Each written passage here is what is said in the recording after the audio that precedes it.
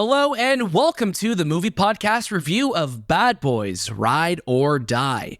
My name is Daniel. I am one of your hosts today, and joining alongside me, of course, they're my bad boys. It's Shahbaz. What you gonna do? What you gonna do when we come for you? That's all I got. And Anthony. I didn't expect it. I'd be honest, I didn't expect it. I did not expect it at all, and I just love that Martin Lawerence has continued that joke. He's scatting and just bounce. Oh, he's a scatter. But you don't know, right? Like you just, as much as you've heard that song, you really need the lyrics in front of your face to understand what's happening. I always think back to, again, like when the first Bad Boys was coming out, Will Smith was wrapping up the last season of Fresh Prince of Bel-Air, and I always think of the cold open of one of the episodes was like Will sitting on the couch and baby Nikki, who's now like 7 years old on the show. They have a huge time jump on that show, or not time jump. The baby just ages. He ages very quickly. And then he's just like, he's like, what's wrong, Nikki? He's like, Mom won't let me watch Bad Boys. And he's like, Bad Boys, huh? What you gonna do? And I'm like, it was such like a good, nice fourth wall break, because Will Smith went on to become like the biggest movie star ever in that era, which is crazy. It's wild to be back after, my God, 4 years. I have such fond memories of Bad Boys for Life, which it's weird that the third movie has the 4 in the title. But that was really our last normal theatrical experience before the world ended and the world forever changed. And I remember watching that in theaters opening night with you guys. What do you remember from that opening night watching Bad Boys for Life back in 2020? And Shay, we'll start with you. You know, we watched that movie in Vaughan. I remember that. We went up to Anthony's neck before press screenings too for us, before right? Press screenings, yeah. We're just like, oh, we'll pay with our money. And we went to go watch. Yeah, we're the reason why theaters are failing. No, we went to go watch this in Vaughan. You know, we had a great time, and we're like, man, nothing bad can ever happen to us after tonight. Like we're invincible. We're invincible. And I remember, like, I think Eminem dropped his album that night too, or something like that. So we're just driving. I'm like, oh well, listen to the Eminem album. Sign of the times that, you know, the whole world went to crap right after that. But no, it was such a cool experience because, you know, it was a really fun movie. It was a really fun experience, and just kind of all hanging out and in a time before the pandemic was really awesome. Anthony, how about you? What do you remember from Bad Boys for Life? Because you have not watched it since that fateful day in 2020. Yeah, I remember enjoying my time with it, but I also was naive. Like we were new to everything that we were experiencing and going through and what we were doing with this channel and this podcast. So I was a little naive in the sense of what to look for when watching a movie and critiquing it. But I do remember enjoying my time with it. And I do remember it was a late night viewing. I think we went to a 10 o'clock screening. It's that time period right before the pandemic where you just knew something was off about the world, but you didn't expect March to be that craziness that we all experienced and we all went through. And it was surprising that year, you know, Bad Boys for Life was the highest, you know, box office film, and it made a lot of money, and that's why we're here with Ride or Die. Here we are 4 years later, Adil and Bilall coming back in the director's chair after, you know, doing Bad Boys for Life. They did Miss Marvel in between. Maybe they're going to do Spider-Man. We don't know, but we'll talk about all of that and more. Of course, this is the Movie Podcast. You can catch brand new episodes all throughout the week with new reviews and interviews and discussions on all the latest movies and series. We have an incredible lineup of interviews out right now. If you're a fan of Star Wars, go check out all of our discussions for The Acolyte. It's one episode on the podcast feed. It's multiple episodes on YouTube, so you can see exactly who you want in those interviews. We had a great time with that, so go check those out now. If you like what we're doing and if you want more of us, consider subscribing, consider following us on socials at The Movie Podcast. And if you want to talk about this film and lots of movies, join our Discord, because we have some great conversations happening in there. And, you know, episodes of the Movie Podcast may end, as we say, but the conversation doesn't have to stop there. I want to say a huge thank you to our friends at Sony Pictures Canada for inviting us to watch Bad Boys: Ride or Die, the fourth film in the series, which is crazy to think that the first movie came out all the way back in 1996. Like, oh my God, like, this is crazy to think that we have this endearing legacy of a film. And if you want to catch it in theaters, you can on June 7th. Of course, the stars Will Smith, Martin Lawrence, Joe Pantoliano, Joey Pants, as we were calling him before this, Alexander Ludwig, Vanessa Hudgens, of course, and is it Ioan Gruffudd? Is it Ian, or I always forget how to pronounce his name. Ioan Gruffudd, also Mr. Fantastic, or and the first one was 95. 95. Oh my gosh! So even earlier. Mm-hmm. So even it was right before Independence Day. Oh God, what a few years for Will Smith that was. My God. Oh yeah. And didn't when we were watching it recently, didn't Martin Lawrence have top billing on the first Bad Boys film? He did, I believe. Yeah, it was Lawrence and Smith.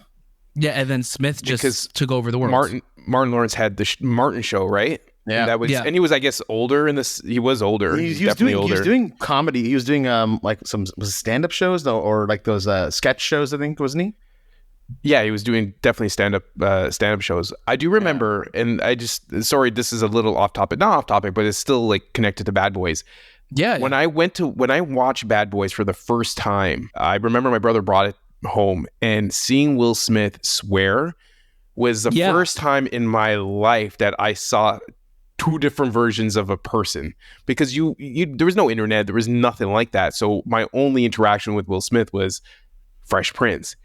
And the first 5 minutes of Bad Boys was like, when I say jaw on the floor, I was shocked. I'm like, wait, is he allowed to say that? Is he allowed to say? Where's Uncle Phil? What's Uncle Phil have to say? It was such a shocking moment, and it's something that I always remember, because it's like a moment where you see someone completely different, and from that point on, everything, like, it was like he was beyond TV. He was beyond what your vision of Will Smith and Fresh Prince was. It was like he was off to the races, and it was just I wanted to mention it because it's such a interesting moment where Bad Boys was that movie for me, where it changed my perspective of who Will Smith is as an actor and as, you know, just an idol. It's so funny you bring that up, because I think in the world now, how we're so exposed to, like, we have people in the MCU and then they'll go and do other movies. So movies that kids will watch growing up, or any things that we'll watch growing up, that so many actors are in so many different projects now, and we have access to so many of them. So I don't think of it as much anymore. But you're so right. When you're a kid and you're seeing somebody in a movie that you like, and then you see them in something more intense. Like, I always remember whenever I saw like Robin Williams do a more intense movie, like he did the 2000s or something like that, I'm like, hold on a second, Robin Williams is a murderer in this? Like, what? Like, in Patch Adams? You know, in Patch Adams. But it messes with your brain, right? And I think Will Smith especially, who I think is one of the last like major movie stars out there, where you think of Will Smith and that summer, you know, that those 2 years with Independence Day and Bad Boys, they turned him into a movie star. Like we really, you know, we don't get those as much now. So it's really cool to see how this series is still, you know, enduring after all this time. But Shay, start us off. Give us your first reaction to Bad Boys Ride or Die. I really had a good time with Bad Boys Ride or Die. You know, I thought it was stylish, thought it was fun. I just thought it really was an entertaining time. I think Adil and Bilall, who we've had on the show in the past, they have this infectious energy that you can really see shine in their movies. I think they would do a really good job of just kind of really inventive camera work. We saw that with that was the first one, but technically the third one, Bad Boys for Life, where the camera just swivels here and there, and you're like, wow, like this looks so cool. And in this one, the most famous shot that keeps going on the internet is the one of Will Smith with the gun, and like, and it's on him, and he's going first person and everything, and like he released the behind the scenes footage of that. And we talked about it in our chat today. You know, we talked about the fact of the actor also being the cameraman, but also acting. And I think, you know, Will Smith's controversies aside, he's still one of the last few remaining, you know, Hollywood superstars that can do all and everything. This guy is on there. Butts in seats, right? He puts butts in seats. Exactly. He can be on there. He can be acting while flipping the camera. And that scene, like, I didn't know how they did that scene. And when I finally saw it, I was like, wow, this guy was doing like 4 jobs in one. It's fantastic to see. This is such a good movie. It's a really good time, but I do think it still has its issues. I don't think it's as strong as Bad Boys for Life. I think in this one especially, Ride or Die really takes a backseat when it comes to the story. And I think we have a different set of writers in this one. I can't recall it exactly. I think maybe one or we two. do, yeah. I think one of the writers came back, but we do have one of the writers of this, and I'm going to let you continue. But one of the writers of this has written some things that haven't been the strongest films in our opinion. But you continue, and I'll pull that up for you. And you definitely feel that, because I'll be honest with you, when we saw the trailer, I was like, oh, this story already feels very complicated. You're bringing back Joe's character, and he's dead still, but you're introducing this new plot device in there, and then his son from the third film is still involved in this, and now Mike Lowry's kind of in his own journey. But there are things that I really liked about this movie. I liked how they handled the character of Marcus. I think when you're in the last film, he's like, I'm out. I don't want to do this anymore. Like, how do you bring somebody back into the movie like this? You kind of give him the exact same treatment as you did with Mike Lowry's character in the last movie, but Marcus has a different appreciation of life in this movie, and it's still it's reinvigorating. It's infectious, because Martin Lawrence does a really good job in this movie, and I think him and Will Smith, just chemistry that you can't be taught. They are best friends in real life, is what it totally feels like. And that's what I loved so much about this movie. Again, story, not as hot, but I loved the action. I loved the fun that I had in it. And I think overall, when we've been kind of getting movies that have just been very intense lately, or just kind of like not as lighthearted recently, Bad Boys Ride or Die just made me feel relaxed. Just made me have a good time. I laughed a lot. But yeah, I'm curious, because I know we all kind of have different opinions on this film. I know I definitely enjoyed it the most out of everybody, but I'm really curious to hear what you guys thought about it as well. So really quickly, before I dive in a little bit to how I'm feeling about the movie, Chris Bremner, who did write Bad Boys for Life, he also worked on Bad Boys Ride or Die. Some of his previous work also includes The Wedding Ringer, The Man from Toronto, as we all know, The Man from Toronto. And he has some films in development, including National Treasure 3 and The Pink Panther. One of the writers who is new to this one is Will Bilall, who is also writing the upcoming Beverly Hills Cop, Axel F., which is coming out later this year. Also, Bruckheimer production film. But he also did the story of Zack Snyder's Justice League, also did the screenplay for Aquaman. He did Gangster Squad, and they also worked on, is that it? Yeah. So he's also the director of Geely. Oh, no. And there's also one other writer on this, George Gallo, who worked on, I think that's just, he was just credited because these are his characters from the past, yeah. From the original film. But yeah, Shay, as you mentioned, we all kind of left feeling different things. And I like when we leave a movie doing this, because I'm with you in the camp that I had a great time watching this. I think it's a wildly entertaining movie. It's nonstop fun. But I also think that the story side of it, and again, what you want to be engaged with most, is where Ride or Die is really lacking it. And it almost gave me vibes. And again, I'm not to throw shade at other franchises, but it almost made me feel a little bit like, oh, we're going down the Expendables route a little bit now, where it's like, here are these iconic characters. We're having people come back. Like, we have Will's son coming back. Now they're bad guys. They're on the run. And it feels like you don't need to fall into these same tropes. And I think that's what bothered me a little bit about this with Bad Boys.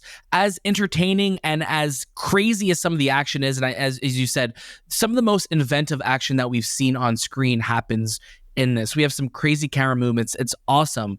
But then we'll have moments where it's just like, oh, here is this character, and, we should be suspicious. And guess what? If you're suspicious of this character, they're guilty. They're bad. And I wish there was a little bit more of this film trying to surprise us. More misdirection. Because at the end of the day, the worst thing that a Bad Boys movie does, and I think the worst thing that this movie does, is become a little cookie cutter at moments of like, oh, like we've seen this a million times in other films. And I think that's what was my roadblock. I still had a great time watching it, and I'm really actually excited to watch it again to see how I feel on the second viewing. But I think that my biggest disappointments for Ride or Die was that it became a little predictable. It became a little cookie cutter. And when you have moments of incredible action, and obviously Will Smith and Martin Lawrence are incredible together, because you lean so much into predictability, everything else, doesn't have as much of a shine to it. But Anthony, please jump in. Give us your first reactions and your thoughts to Bad Boys Ride or Die. Yeah, you guys are right in both senses. My take on this new story is it feels very much like little bits and pieces from the other Bad Boys films put into this one, almost as a homage to, the scene is from Bad Boys 1, we're going to incorporate it into this Ride or Die, and this scene from 2, we're going to sprinkle it here, and even 3, we'll sprinkle it there. So this movie has a treasure trove of scenes that you've seen from the Bad Boys franchise. And for me personally, Bad Boys is a product of its time. It is a movie that works well in the 90s and the early 2000s. That's why 1 and 2 being, I would say, when those 2 were out, 2 being the weakest, but still having that sun-kissed, gritty buddy cop action drama that's happening. Action drama comedy, because there are serious things that are happening. There's comedic aspects, and you have Will Smith and Martin Lawrence at their peak. Like they're young, they're fresh, they're funny. And when I see him in this version, in this story, I don't get that anymore. And it's almost like I said that I tweeted this out. It's like, we're too old for this now. The comedy and as much of the chemistry that they have on screen, you just don't feel it anymore, because you always have that nostalgia for what they were in the past, and it's hard to convert them into and from that to now, because they've grown. They're older actors. They have tons of different movies under their scope, and it's hard to see them as that fresh young buddy cop. There are points of this film where I just don't understand, especially with the story and trying to make amends with 3, where I don't know what the whole goal was 3. I don't know if this was the last film and we're gonna do it this way, but I think that was the goal. Like, we're not gonna come back anymore. Yeah, killing Captain Howard, they're trying to fix it in this one where he's back, but like from the dead, and it's just like, if you killed him, you gotta let him rest in peace. Again, it's that thing where it's like, again, it's that trope in movies. It's like, if you're watching this, I'm probably dead. Yeah. It's like, why? It's like, is that the one line that everybody says in movies? It's like, you don't need that. I can't wait to film one of those for you guys. I'm surprised you haven't filmed them already. I filmed a bunch for you guys for different scenarios. I have a few. Yeah. Why? What different scenarios? That's it. Depending on what happens, I have different ones set up that will be released depending on how I die. But yeah, having Joe Pantoliano come back, and it's like, we love him, and it's like, it's almost feels like, did you guys feel like you made a mistake killing him off, and now that's why we need to have him into the story? Because this guy made a lot of videos for these guys, like the long, in-depth films that could be accessed very, like, he was the Riddler, man. Like, he had, like, you go to this and you scan this QR code on this angle and this painting. Like, my God, this guy was so smart. We didn't know. It's not believable anymore. It's like the Captain Howard wouldn't do that. Like, he would be swearing in his office and like trying to woo-saw his way out of things. But you see these things happen on screen. I'm like, I don't believe he would do that. And why do we need to see him? And it's almost like, yeah, they're trying to fix things that they might have made, even though that death in 3 was such a shocking moment. And it's from Will Smith's son, who is now trying to be a redeemable character in this one. It's like, don't give me Jason this. Statham, Fast and the Furious. Exactly. Right? Don't try to make me like him, because he's a kill. Like, at the end of the day, the guy killed a lot of people. And he's like, but he's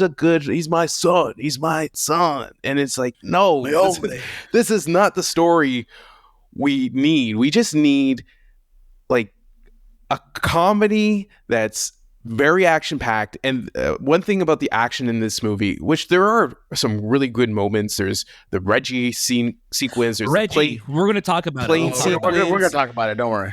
But it all falls short. It's like the moment that action sequence starts, it ends really quickly. And you for an action film, you don't really get a lot of action. And the action that you do get is homage to the other Bad Boys. And they're very, very short.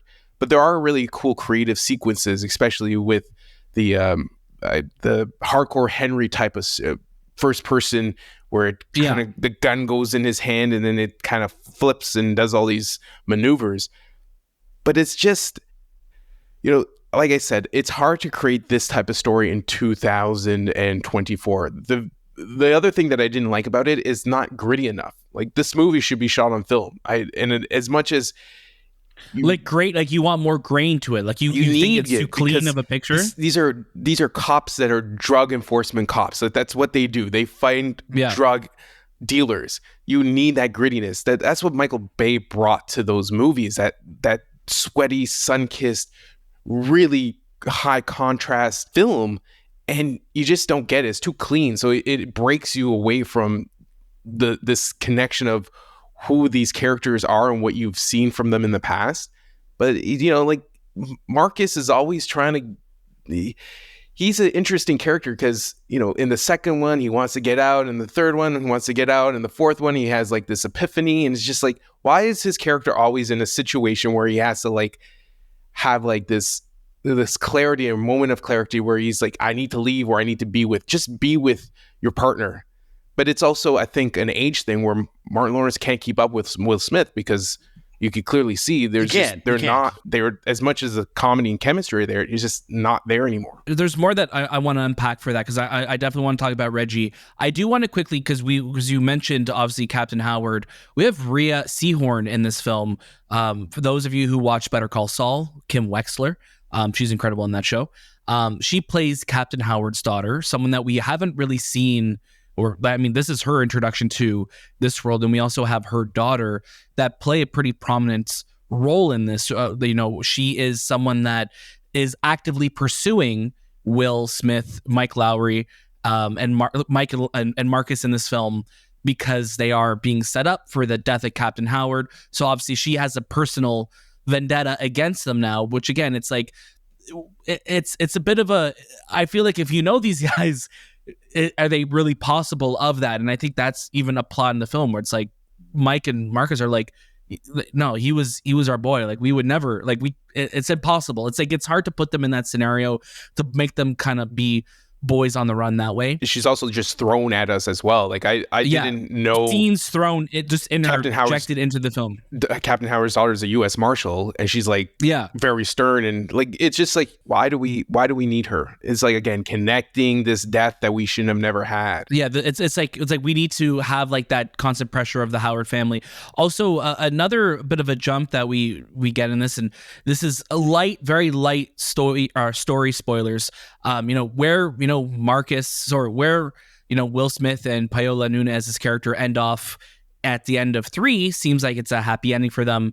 As this movie starts, it's like, no, they're kind of going their own ways, and a big event happens for Mike in this, where it also feels very just like, oh, we're random. You don't need it. Yeah, it's a very random moment. It's like a Mission Impossible 3 type scenario where you're like, oh, you're going down this route with this character. Okay, cool. So like, there's a lot of things that happen where it's like, when you have series, and I mentioned Mission Impossible, again, a very different series, but a series that also started back in the 90s has only gotten better. And I think Bad Boys has had incredible films in the series so far.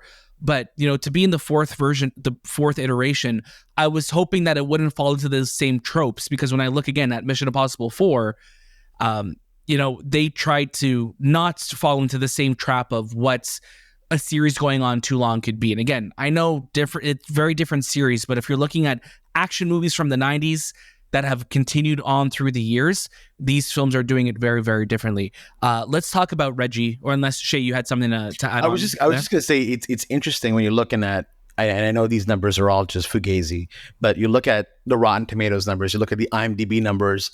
The Bad Boys sits at a 44% critic wise, and then user wise it's at 78.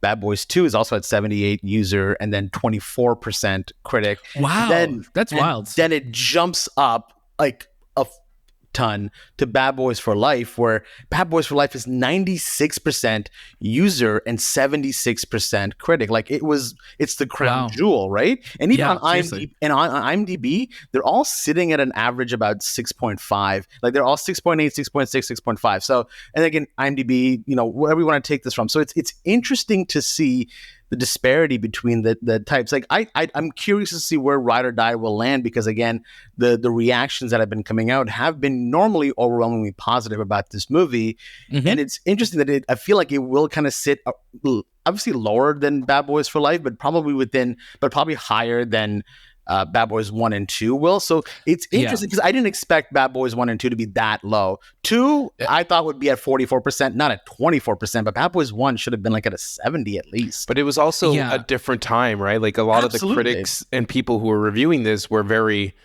but even the user reviews are lower than I thought. Yeah, and even then too, like when you look at it, a lot of these reviews are also added after the fact. Absolutely. So a lot of these reviews are just like, are people watching it today and doing it? And I always think of like the movie. I always think of like when it comes to Rotten Tomatoes scores. Like you look at Home Alone, and the first Home Alone has 66% on Rotten Tomatoes. I think that's gone up because I think this film used to be rotten on Rotten Tomatoes. Home Alone 2 has 35%. And it's so weird to think, again, these are films from the 90s that are being reviewed a lot of the times with, today's mentality too. Yeah. But I always think of the Bad Boys franchise as beloved movies, and people, and they are. It's rarely you hear people say, I hate Bad Boys. You know what I mean? Because like, it's rarely you hear that, even with 2. As much as the story could be, it's cheesy or just not connecting. Maybe it's too much swearing, or maybe there's a look to these type of movies because it's Michael Bay. You cannot deny that these are action oriented films. Like some of the greatest action sequences in film, especially Bad Boys 2 with the whole car scene chase with the Haitians and driving, like you could not capture that. Like no. That time, like that must have cost millions and millions to produce and make and have it choreographed. Yeah, but again, I think that's why Bad Boys for Life was so beloved when it came out, because it's like, oh my God, we're getting these characters back after 18 years. We're getting them back together again, and like that was really exciting. I really want to talk about Reggie. Oh yeah, let's do that. Reggie, had a great moment in Bad Boys for Life where we're like, this guy was here, this guy stuck around, and seeing him at the wedding was such a great moment. Like, oh my God, like, in the hospital, we see him first when the baby's coming. It was such a great payoff because obviously what Mike and Marcus put him through. And he really gets, I think, probably the best scene in the movie this time around, where we get to see him be a Marine. He's a Marine, right? Yeah, he's a Marine. We get to see him just go full Call of Duty, just taking fools down to protect the house. What an incredible moment that was. What a fun moment, because this is one of the longer action sequences too in the film, where you're really kind of getting it all played out. You're getting this character's moment to shine, a character that we didn't really need their moment, but when we got it, we're like, that was so well deserved. It was really well choreographed. It was really well shot, and at the end of it, it just was like an icing on top of the cake kind of thing. Really, really fun moment. Ammo doesn't get as big of a presence this time around. Ammo, Charles Melton, Vanessa Hudgens, Alexander Ludwig, they were, big in the last film. Only Vanessa Hudgens and Alexander Ludwig are back here. There's, there's some more to what they have going on, but they're very much side characters in this.